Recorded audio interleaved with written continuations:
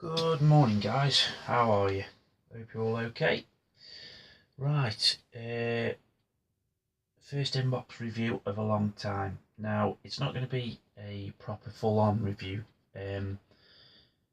because there's no need to be fair, because there's that many on YouTube that I've researched. It's had a quick look before I've started this, but I'm only doing it because a few guys have asked to have a look at this kit.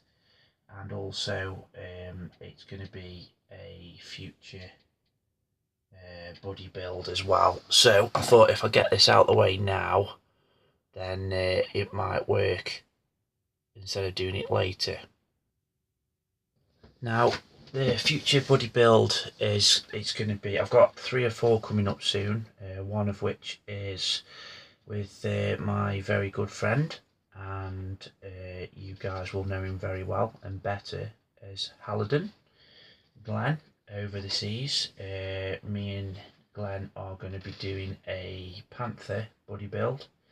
We're both going to be doing the same kit, which is going to be the Tamiya kit, 1/35th scale Type G this time. Last year I did the D, I think it was, version with Brett G, which I enjoyed thoroughly. So me and Glenn, sorry, are going to be doing the G version, which again I'll show obviously when it comes up, when we decide a date. Me and Matt Hill are going to be doing a Elephant buddy build, or Ferdinand, whichever way you want to say it. I'm going to be doing the Tamiya Elephant, and I think Matt's going to be doing a Dragon Elephant, which I'm not too sure which version, but I know he's got a Dragon one. I did have a Dragon Elephant in my last stash, but since buying this trying to get this new stash underway, I've really managed to get my hands on the Tamiya one. And then me and Mr. Riley, Greg Riley, are going to be doing a Tiger buddy build, which I'm going to sort of use that as my entry into Adam Mann's and Evan's Panzermeister 36's anniversary tribute build, 75th anniversary of the Tiger one. So I'm going to be doing the Dragon Tunisian initial Tiger, and I've just bought Greg the Ryefield Furman Tiger, which is in the post to him, so hopefully you'll get that either today, which is Wednesday, or tomorrow, which, one or the other, hopefully anyway. So that's the other buddy build I'm going to be doing. And of course other projects, the Gulf Wars, of course, which I've done mine, but I'm thinking of entering another one, and also A Bridge Too Far, which starts in September. And I was going to actually mention this in my next update, however I forgot in my next update, so I'm going to just do a quick mention now. Another group build that I'm going to be running next year, which if anybody, you guys out there, want to give me a hand with running it, I'm going to set a Facebook page up again as usual, and that's going to be a Vietnam group build, which will be basically anything Vietnam, because having a look through YouTube and all that, we haven't had a Vietnam group build for a long time. So and I used to love Vietnam when I was younger, Hamburger Hill, and I forgot the bloody name of the film now, which is typical. Yeah, anyway. I really love them films. I thought they were really good, especially Hamburger Hill, because it really was, and I think it's because of the era and the age I was at. I was thinking, bloody hell, my dad let me watch this, it's great, but yeah, some great films. Yeah, so there's that, and then I've just only in the last couple of days thought up of another group build, which I don't know if it'll be popular or not, but everybody seems to love Russian armour at the minute, and I'm thinking for next year calling it something stupid like the Teabag group build, or let's have a cup of tea group build, or whatever, and it's anything tea group build. So in a way it's a bit like the M group build, but tea. So, but it's got to be Russian armour. So, like you could have your T55s, T62s, T54s, you know, T44, whatever, T34s, you know. So I just thought of something like that. I thought it might be a, you know, a bit of a decent group build to run next year, perhaps. As Russian armour seems to be the in thing at the minute. Anyway, so yeah, this going off track slightly. This inbox review is going to be a wingy thing, an aircraft thing that a lot of people have requested. I'm just going to do a quick look in the box and just show you the size compared to other aircraft of this sort of size. It's going to be a buddy build in the future with my friend Solomon, who, that is his channel, guys, the Life After Work channel. Check him out. He's doing a boat at the minute, you know, a warship, and he likes his trains as well. But that's the chap I'm going to be doing the buddy build with. We've both got exactly the same kit, what I'm about to show you. But that is going to be our buddy build, and this is going to be the kit. Now, as you can see, it won't even fit on the workbench. It is that big. It's the 148th B-29 Superfortress. So, as I say, what I'm going to do is I'm just going to show you, mainly in the box really. So, down the sides here, again guys, if you can't really see, I apologise, but I can't really tell with showing you. Here you can see you have like all the an interior shot which has got all the bombs, and you've got also, you've got the, is it little boy or big boy, whatever it was, atomic bomb. That's also in there that you can build. Little boy, wasn't it, I think. Gives you the dimensions here, which it says length is going to be 64.3 centimetres. Like I say, it was absolutely, it just blew me away when I saw the size of it. I don't know if you can see here, but up here just next to it is, I know you can't, I don't think you can see. Let's just see if I can show you here. I'll have to do it this way. That is obviously 3 call outs you can do, but obviously if you want to source aftermarket decals and whatever else, then you know you can. And then on the other side, which I thought was quite nice, you get pictures of the actual build kit here, and one of which here you see the figures, and I did wonder whether or not you do actually get the figures in this kit, and looking inside you do get the figures, so that's quite nice. So further ado, what I shall do is I think I like to, when somebody does an inbox review, I don't know why, but I just love seeing when they take the lid off and you can see what's in the box and what you get. Because you know, if it's going to be a boring kit but you're spending a fortune on it, sometimes that sort of turns me off, and I think, oh, forget that, I'm not going to spend that money on that kit. But whereas, like, if you get an Edward kit or something, or a kit like this, and you get loads of aftermarketing or stuff like that, I think, oh, fantastic, you know, it's definitely well worth the money. But anyway, yeah, so I'll take the lid off so you can see inside, so you can see how it's packed and everything. I've got to be careful because I've got my little comparison kit behind, so yeah, as you can see guys, it's packed to the brim. It's nicely, you know, done, shall we say, with the kit, nicely packed. So you get 1, 2, 3, 4, 5, 6. Now straight away, and I'll show you that in a minute. 7, 8 sprues. Okay.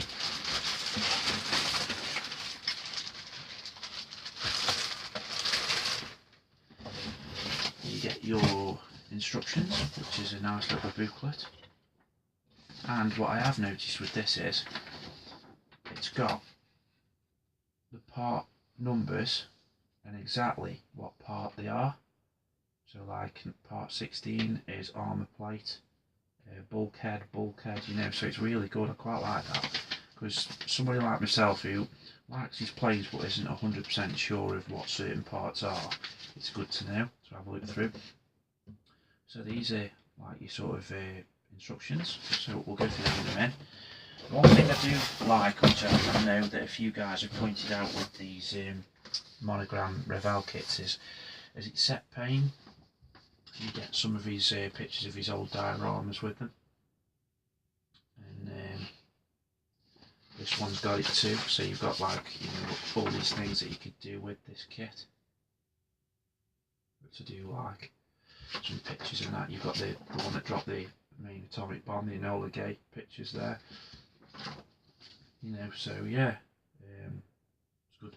It also gives you like little hints and tips of how they sort of did and set their sort of dioramas up. I think this one in particular, he's put electrical lighting in the cockpit and that, so it's quite good. So that's a nice little touch. I do like that. It says down here 2015, so it looks like it was that. Would that be when no, it's a lot older than that, surely. Diorama created by Shepherd Payne, so yeah, these are Shep Payne's. Sad loss really when we lost him, but you know, good chap. Stick that back on there while I'm there. So yeah, you get that, and then of course you get your decals, which are huge, which I've just plain increased them, which is a shame, but don't mind, I could just add a bit of battle damage to that, not a problem. So yeah, very nice Revell ones. They're actually Revell decals, so just put them back in the box upside down. So that's that. So I've shown you some of the instructions, guys. So what I'm going to do is, like I say, I'm just going to do a quick, not a massive review, but just a quick one. So let's cut this open and let's show you. Look at the size of that fuselage. That is incredible. That is the main fuselage, guys. Just look at that. The details on that as well are incredible. They really are nice panel lines. The only thing is, though, they're actually raised, which is a bit of a shame. You get the beds in that there. I don't know if you can see any of it, much of this. Get the beds there, where they some of the crew would take turns in sleeping. You've got part of the cockpit there as well. Good little bits of detail, it really is. But look at the size of that. And then inside as well, which isn't too bad. Nice bit of detail in there. And underneath the bit of the cockpit there. Or bomb bays, is it? So yeah, so there's that main fuselage. So this of course is 1/48 scale, and this is the Corsair in 1/48 scale. And look at that. That is absolutely ridiculous. I mean, just look at the size of that compared to that. It really is daft. It's going to have some humongous space to stick this.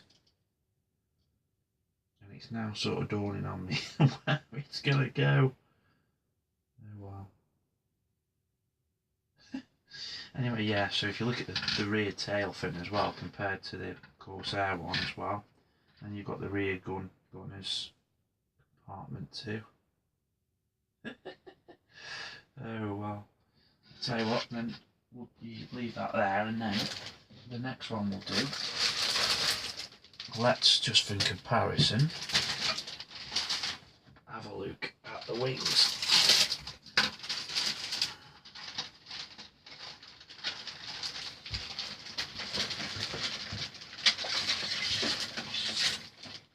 Okay, so there's one of your wings.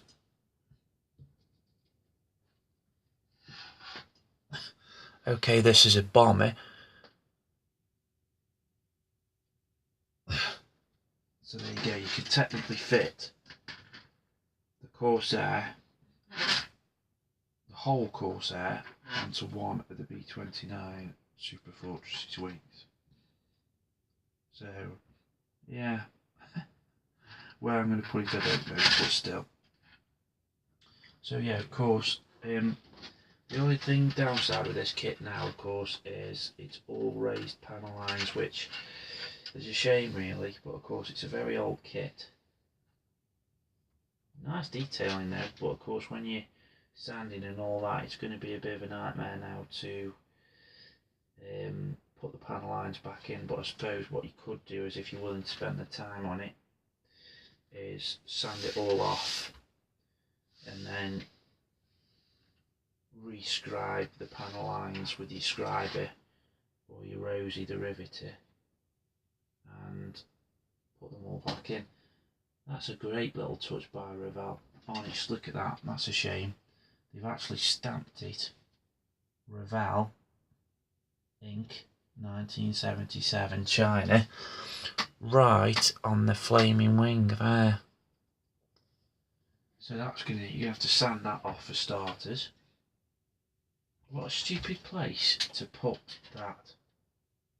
Sometimes I ask you, you really do wonder what's going through people, the model makers or the manufacturers' heads when they're flaming doing these kits. It really does. Right, here's your propellers. Can you see these without taking them out of the bag? You can. I mean, that's my hand, and I'm 6'2", so that's one of the propellers. So they're huge, as you can see. And then what else did I want to show you? Ah, yeah. Here is the figures and little boy. Let's have a look. Okay. There's your figures, which again aren't too bad, really. 448. They're all one stuck together, so it's one piece. And then there's your little boy, your atomic bomb. Feels okay, but again, raised panel lines. It's not too bad. And then you've got your wheels. You've got tyre, the actual markings and grips on the inside. You obviously can't see that too well. But all in all, guys, it seems okay. I think if you really wanted to do a good job of this kit, you would have to resource some aftermarket. I went on the Hannant's website before I bought this kit, and you can get an awful lot of aftermarket for it. Me and Sol have actually spoken about this already, and one thing that we are that Sol's said that he's heard about this kit is that the undercarriage, the wheel legs are very weak, and with it being such a heavy kit, it takes a lot for it to support it. So I've looked on Hannant's, and you can actually get some metal, white metal leg frames for its supports. So I think I'm going to, when the time comes to build this, get a few bits of aftermarket for it, and I think they will be the stuff I need to get, because, you know, well, I don't think it's worth hanging it off the ceiling, because number one, I think you're going to need Cy Kemp with his building tractors to reinforce your roof with brand new steel girders, I think, because the kit's going to be that heavy. And number two, I just think it's going to just make it look a lot better as well, because as much as the detail looks okay on the kit, it's not fantastic. And of course, with it being a 70s kit and Revell or Monogram, whatever they were back then, the detail's not amazing. So yeah, I think it's definitely going to be worth it. I might even try and resource some different sort of decals as well, I think, because I did really want to do the Enola Gay, but I think every one I've redone on the looked at on YouTube or wherever else has all been the Enola Gay. So yeah, I'm not too sure. I think it's going to have to be some aftermarket, and of course aftermarket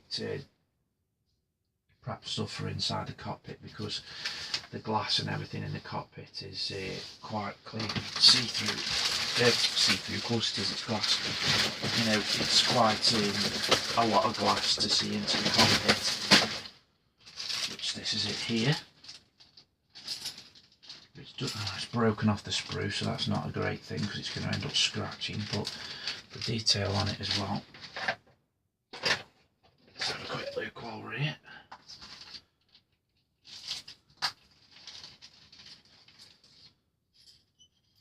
The detail seems okay as well, innit? Don't know if you'll see, to be fair, but let's have a look. The detail seems okay on it.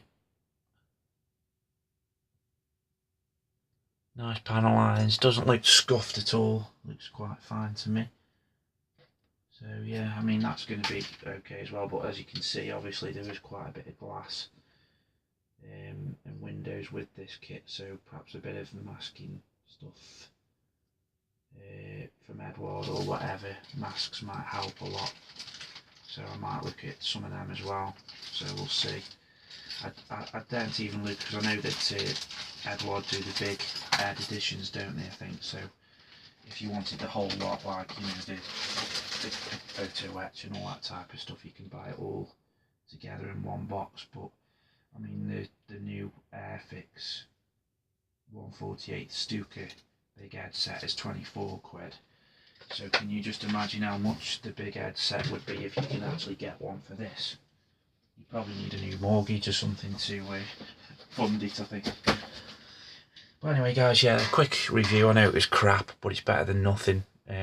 Just a quick look in the box and everything. If there's any more kits out there in the stash and that you've seen me get recently, or future ones you want me to do a review on, guys, give me a shout and by all means I'll do it.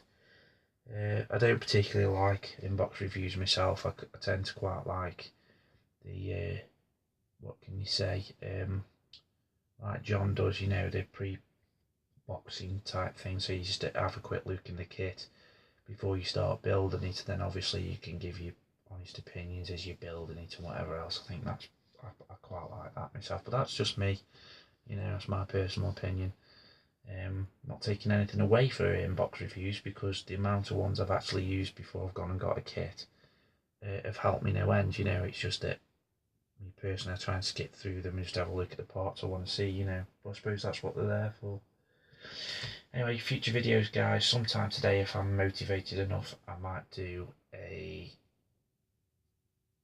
me and modelling and what got me into it, because everybody seems to be doing those at the minute, and I have said to a couple of guys I'd do it because they've done it, and they've also said they wouldn't mind seeing me do one. I mean, it's not going to be that entertaining, but I might have a go at doing one of them. And then of course I'll have to crack on with this T-34, because I refuse to start another kit or build, even though I do want to do an aircraft. So I was thinking of having the two on the go, Joe's group build and then an aircraft at the same time. But because Joe's build has got like 3 kits on it and then numerous figures and the diorama, I just refuse to start another one at the minute. Then of course I've got all the body builds apparently soon to start as well, so I need to crack on really. It's just motivation as well with work and everything. You feel tired and you just can't be arsed, can you? But I feel, you know, I feel like I'm neglecting it a bit, I suppose, but there you go. Anyway, bye guys, that's it. I'll stop rambling now because I'm boring myself, let alone you guys. Anyway guys, hope you're all well, hope you all stay safe, and may the force be with you.